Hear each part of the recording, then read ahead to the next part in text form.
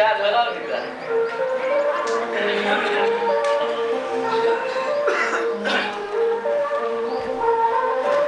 પહેલી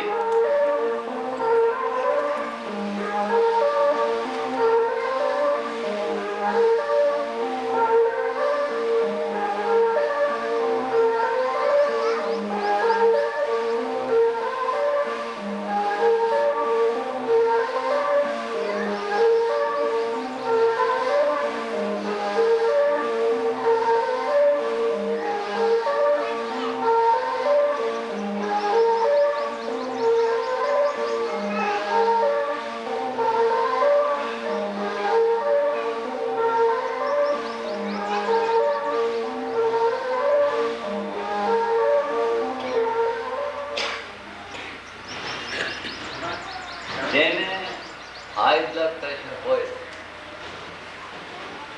જેને હાર્ટની કે નબળાઈ હોય,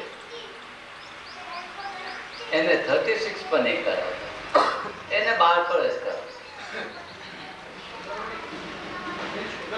તેનું કઈ નહીં, ફક્ત આ જ બે ચીજ, હાઈ બ્લડ પ્રેશર હોય અથવા હાર્ટની બીમારી હોય તો 12 પર જ આવજો.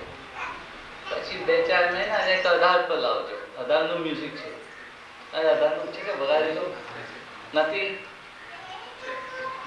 આટલા વખતે શું કરે તો અમને ના પડે કે 18 નું નથી કરવાનું. દિવસમાં 2 થી વધુ 12 પર કરી પછી 18 પર આવજો.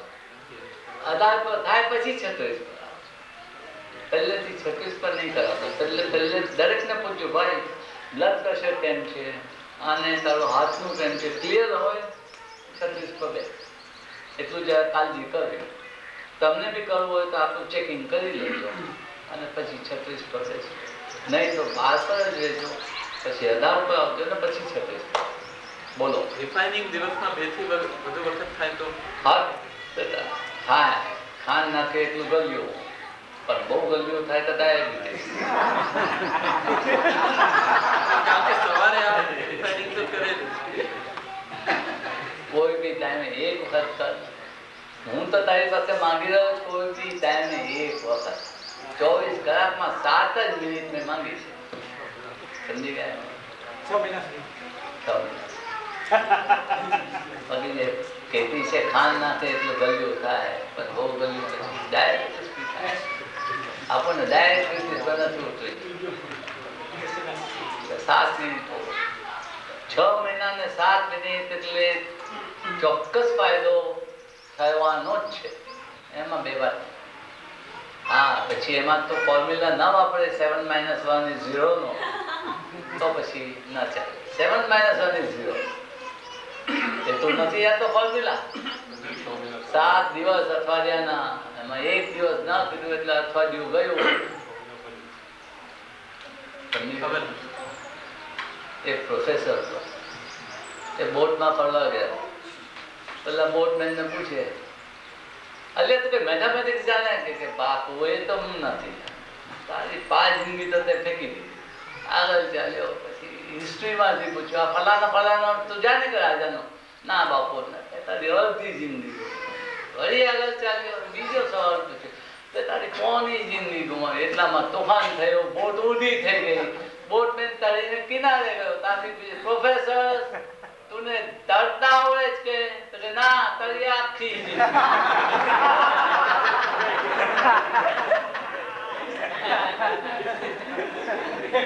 બોલતું બોલતું આપણને શીખવું નથી. જે તરતા શીખવે એ તરતા શીખવું છે. નહીં તો પ્રોફેસર ની નાની જઈ આવી. બધું ઘણું બીજું કરવા જઈએ. સમજી ગયો? એટલે હવે મને અઘરો સવાલ નહીં પૂછતો. આપણે એક્સરસાઇઝ કરીએ ત્યારે જરા એની ડિટેલ સમજાવવાનું, કારણ કે હું ગઈકાલે મોડો આવ્યો તો મારા ખ્યાલ પ્રમાણે અમુક બીજા પણ મોડા આવ્યા હશે. મોડો એટલે શું? નિમક નહીં કે ખાંડ નહીં? એવું આવ્યો આપણે પહેલા આપણા જીવનમાં આપણે સામાન્ય સંસારી માણસ એટલે ઇમોશન્સ તો આપણા પર કાબુ મેળવી લે, બહુ ખમી લઈએ. શું કંઈક મનદુખ વેઠી લઈએ જિંદગીમાં, એની બધી ગ્રંથિઓ બંધાય.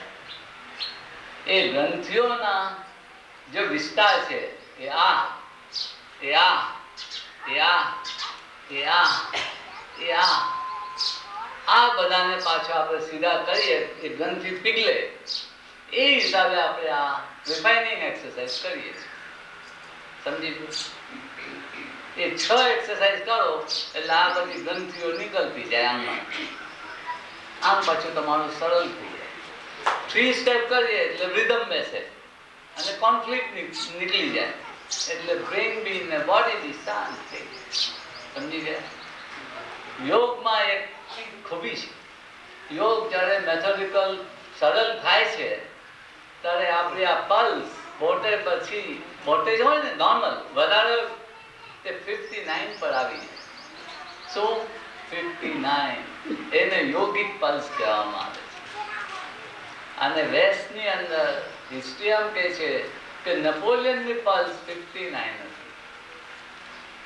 એ 3 કલાક સૂતો હતો, એમાં 1 કે 2 કલાક ઘોડા પર બેસીને સૂતો હતો, તો એની એનર્જી લેવલ જ આમની આમ જ.